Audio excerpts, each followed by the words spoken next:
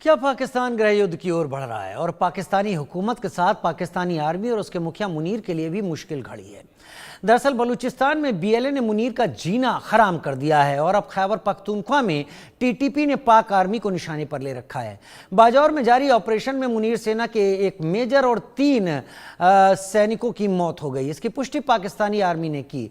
TTP के इस पलटवार के बाद बाजौर में सेना का सर्च अभियान तेज हो गया है। दावा तो यह भी किया जा रहा है कि इस ऑपरेशन में टीटीपी के कई आतंकी मारे गए हैं, लेकिन यह दावा पाकिस्तान आर्मी कर रही है।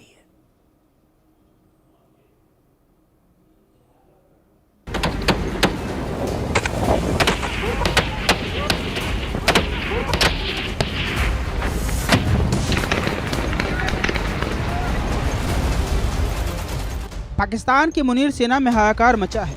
हालात ऐसे हो गए हैं कि बलूचिस्तान से लेकर खैबर पख्तूनख्वा तक मुनीर सेना के अधिकारी सिपाही मारे जा रहे हैं। बाजौर में पाकिस्तानी सेना का ऑपरेशन चल रहा है। इस ऑपरेशन के दौरान टीटीपी के साथ हुए मुठभेड़ में मुनीर सेना का एक मेजर और 3 सैनिक मारे गए। इसकी पुष्टि पाकिस्तानी सेना ने कर दी है। पाकिस्तानी सेना का दावा है कि इस ऑपरेशन में कई आतंकी भी मारे गए, लेकिन संख्या कितनी है इसकी पुष्टि नहीं की गई है। लेकिन इस ऑपरेशन में हुए पलटवार से मुनीर की सेना कांप गई है। इसके बाद इलाके में कर्फ्यू लगा दिया गया। खैबर पख्तूनख्वा इलाके की बाजौर जिले के 16 इलाकों में अचानक कर्फ्यू लगाकर पाकिस्तानी सेना ने सर्च अभियान शुरू कर दिया है। यानी हालात मुनीर की सेना से संभाले नहीं संभल रही है। बागी बगावत को अंजाम दे रहे हैं और मुनीर की सेना से देख रही है। Bureau report, India news.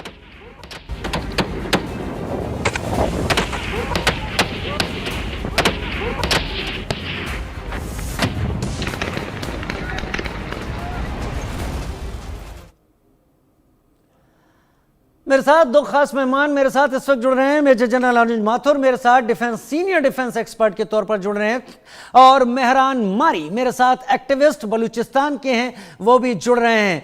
बहुत स्वागत है आप दोनों का मेरे साथ जुड़ने के लिए इस डिस्कशन में, जहां पर हम प्रमुखता दे रहे हैं, प्रायोरिटी दे रहे हैं बलूचिस्तान के उस मूवमेंट को जो कि लगातार बलूच लड़ाके अपने आजाद मुल्क को एक बार फिर से पाने के लिए कर रहे हैं।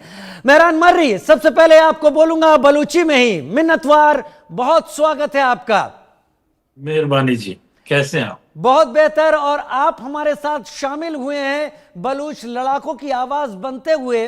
पिछले कुछ दिनों में मैंने देखा है बलूच लड़ाकों ने कम से कम शाम 5 बजे से लेकर सुबह 6 बजे तक बलूचिस्तान में, भले 24 घंटे की आजादी अभी ना आई हो, लेकिन कम से कम इतनी देर के लिए तो पाकिस्तानी आर्मी अपनी बैरक के अंदर ही होती है। बिल्कुल जी, बलूचिस्तान का जो अभी का हालात है, इसका मुआवजा करें या कंपैरिजन अफगानिस्तान के जो पपेट गवर्नमेंट यूरोपियन यूनियन के लोगों ने, अमेरिका ने जो बिठाया था, उसके साथ हो सकता है। जो खाली काबुल तक महदूद था, वो कहते थे सब खैर है, सब ठीक है, और आपने खुद ही देखा कि 12 घंटों में जहाज के ऊपर भी लोग चिपक के जा रहे थे और कैसा सब कुछ धर्म भरम हो गया। बलूचिस्तान में भी बिल्कुल ऐसा ही होगा। आपको न्यूज मिलेगा कि अभी खाली क्वेटा का पार्लियामेंट, कंटोनमेंट और कुछ सरकारी दफ्तर इनके कंट्रोल में, अदरवाइज इनका कोई रिट है ही नहीं। बलूचिस्तान बलोचों के हाथ में, ये माने या ना माने, ये तो जाहिर है नाम नहीं मानेंगे, लेकिन मैं अश्योरेंस से आपको कह रहा हूं, बिल्कुल वही सिनारियो होगा जैसे अफगानिस्तान में हुआ था। दुम दबा के भाग जाएंगे विद इन 12 आवर्स। पिछले कुछ दिनों से बीएलए ने कुछ इस तरीके से घेरा है पाकिस्तान आर्मी को, मेहरान मर्री, जिसमें यह जरूर नजर आ रहा है कि बीएलए वो लड़ाकों की फौज नहीं है जो कुछ देर के उकसावे के बाद मैदाने जंग में उतर गए हैं। ये पूरी तरीके से ट्रेंड लग रहे हैं, इन्हें तरीकों का पता है, इन्हें कैसे चुनौती देनी है, चैलेंज करना है, वो भी बखूबी आ गया है। मेहरान जी, एक बात जी दुनिया को समझना चाहिए कि बलोच कौमी फौज जो है, बलोच कौम एक फौज बन चुका है। बलोच कौम रिवोल्ट कर चुका है इस नापाक ऑक्यूपेशन के खिलाफ। ये बलोच कौम एक हिकमत अमली ले रही है। एक फौज नहीं, खाली बीएलए नहीं है, पूरा बलोच कौम उनके साथ है इस आजादी के जद्दोजहद में। तो बिल्कुल हम अपना हदफ हासिल करेंगे, और सिनारियो मतलब रैपिडली चेंज हो रहा है और बहुत बहुत संगीनी से चेंज हो रहा है। और पाकिस्तान के फौज और उसके हुक्मरान भी इस बात को बहुत अच्छी तरीके से समझ रहे हैं, और बैनुल अक़वामी दुनिया भी इसका नोटिस ले रही है। वाकई बैन अल-अक़वामी दुनिया इसका नोटिस ले रही है, अंतर्राष्ट्रीय स्तर पर इंटरनेशनली इसे समझा और जाना जा रहा है। अब मेजर जनरल अनुज माथुर, मेरे सीनियर डिफेंस एक्सपर्ट, जो कि मुझे टेरेन समझा देते हैं, जो एक किताब की तरह हैं कि जिस चैप्टर के बारे में आप बात कर रहे हो खुलता वही चैप्टर है। इस बार मेजर जनरल अनुज माथुर, बीएलए और बीएलएफ, ये बलूचिस्तान की टेरेन में ज्यादातर इलाका हम भारत के हिली टेरेन की तरह भी नहीं देखते हैं और लद्दाख का एरिया भी नहीं देखते हैं। ये कुछ कुछ ऐसा है जहां पर, जिसको मैं कह सकता हूं कि एक बीहड़ की तरह का इलाका, जो कि खास तौर पर भारत में काफी फेमस रहा है। यहां पर अपनी पकड़, अपनी मजबूती दिखाने के लिए केवल जज्बा काफी नहीं होता, यहां जीने के लिए बहुत कुछ करना होता है और फिर अपने ऑपरेशंस को अंजाम देना। बीएलए कर कैसे रही है और इतनी ज्यादा चोट, इतनी प्रिसाइज कि उनको जहां करना है इसी तरीके से करना है, कैसे हो पा रहा है? अनुज माथुर सर। राजीव, एक बात तो मैं आपको ये कहूंगा कि क्या मेरी आवाज ठीक आ रही है आपको? एकदम साफ आ रही है sir, loud and clear. Thank you very much. जय हिंद। राजीव, मैं मेहरान भाई की बात सुन नहीं पाया, उनकी बात मेरे पास तक ब्रोकन पहुंच रही थी, मैं सुन नहीं पाया। तो हो सकता है कि जो उन्होंने कुछ कह दिया हो तो उसका कहीं रेपिटेशन ना हो। मैं आपको एक बात बताता हूं, देखिए, किसी भी टेरेन में ऑपरेट करने के लिए आपको सबसे बड़ा, किसी भी प्रकार का मिलिट्री ऑपरेशन होता है, सबसे इंपॉर्टेंट चीज होती है यूज ऑफ ग्राउंड। जो भी सेना ग्राउंड का इस्तेमाल करने में माहिर होती है वही सक्सेस को पा सकती है, इसमें कोई संदेह नहीं होना चाहिए। अब आप देखिए कि बलोचिस्तान, नॉट ओनली बलोचिस्तान, जो ईस्टर्न, साउथ ईस्टर्न ईरान है, अफगानिस्तान के कुछ हिस्से हैं और बलोचिस्तान है, वो लगभग एक समान वहां की टेरेन है। बहुत डिफिकल्ट माउंटेनस टेरेन है, जो कि अगर आप, जैसा आप कह रहे थे, वैसे अगर मैं कंपैरिजन करना चाहूं तो चंबल, जिस प्रकार से चंबल, हालांकि उससे कहीं ज्यादा एलिवेशन उनका कहीं ज्यादा है और वहां पर फॉरेस्ट्री भी कहीं ज्यादा है, लेकिन उस प्रकार के वहां पर छुपने की जगहें होती हैं और जो भी फौज वहां पर होती है या जो भी वहां के लड़ाके हैं, जो उस इलाके को अच्छी प्रकार भली भांति समझते हैं और उसको अच्छे से यूज करते हैं, वो बहुत ज्यादा नुकसान पहुंचा सकते हैं दूसरी सेना के ऊपर।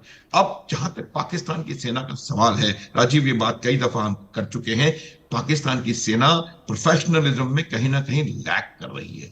दूसरी बात यह है कि आप बातें कुछ भी करते रहें, लेकिन जो सेना जिसने लड़ाई लड़ी है मई में, उसको कम से कम पता है कि उस लड़ाई में उसका हश्र क्या हुआ था और उस लड़ाई का परिणाम क्या है। आप मुनीर साहब कुछ भी कहते रहे, कोई भी कुछ भी कहता रहे, वो जो सैनिक है वो जानता है कि उसने मार खाई।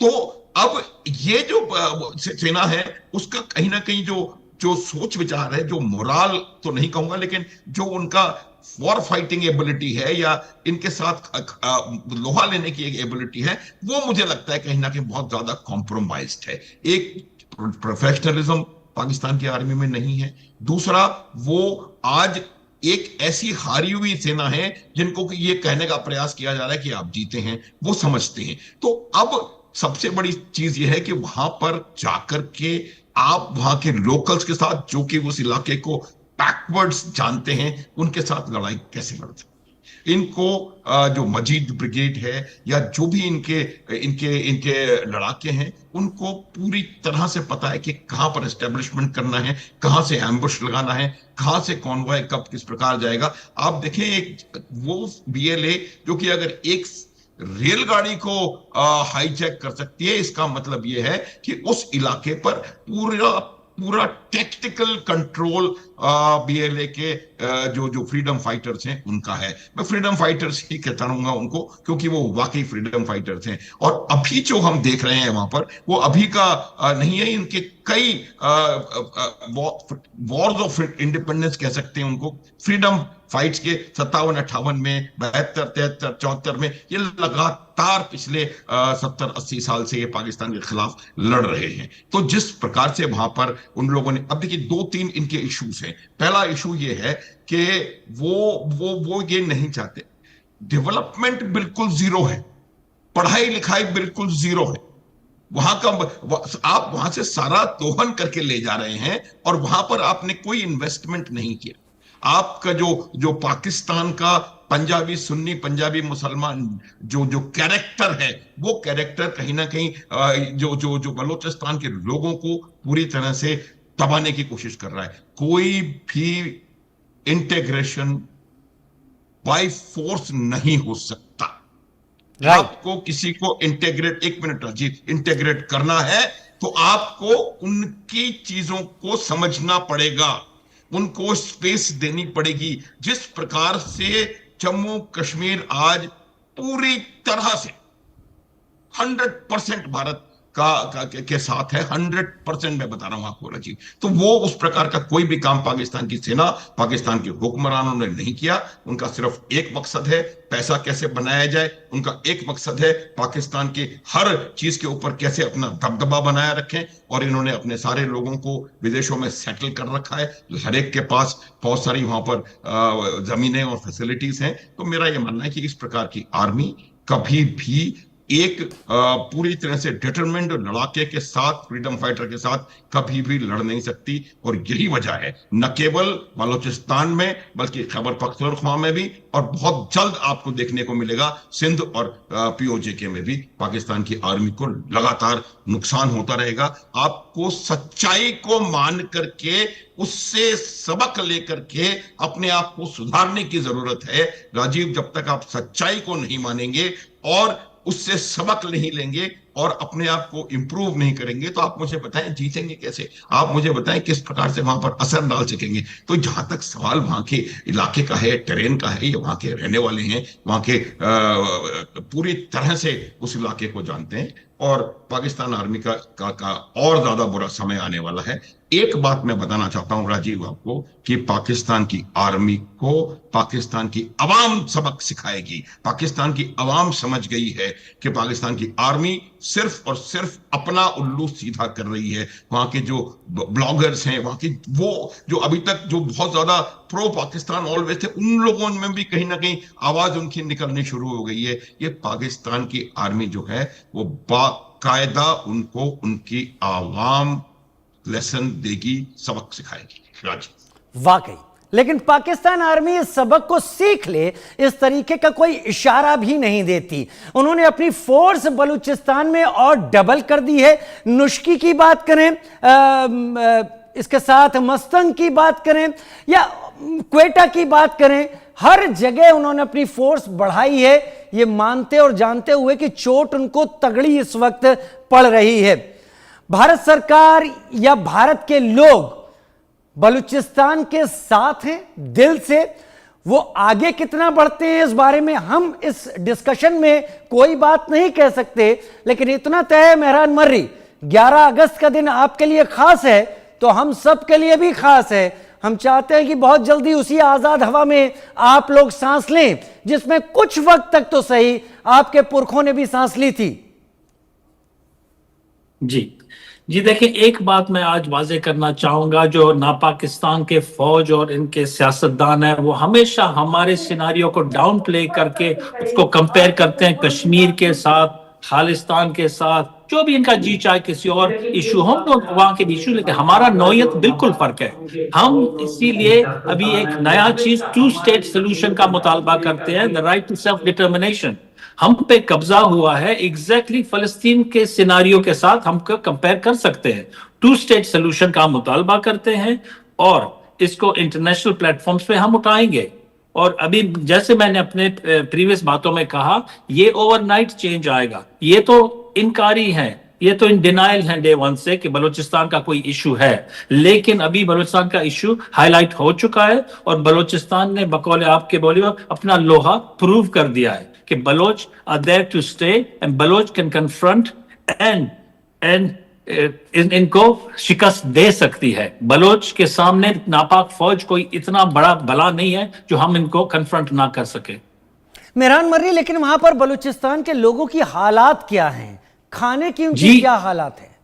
जी, हालात आजकल इन्होंने फिर से वही रिवाइव कर दिया जो एमनेस्टी इंटरनेशनल ने कहा था, किल एंड डंप पॉलिसी। इन्होंने फिर मुशर्रफ वाला किल एंड डंप पॉलिसी रिवाइव कर दिया है, डिसअपीयरेंस को फुली एक्सेलरेट कर दिया है। इन्होंने अपना पूरा जोर मारा है। What does that express? That expresses कि इनको फिर से खौफ पड़ गया है कि इस दफा बलूचिस्तान इंशाल्लाह इनके हाथों से जाएगा। तो ये डर गए हैं अपने मास्टर्स को प्रूव करने के लिए, अपना दिहाड़ी और पैसा बचाने के लिए ये पूरा सर दर्द का जोर लगा रहे हैं बलूचिस्तान में नस्ल कुशी का।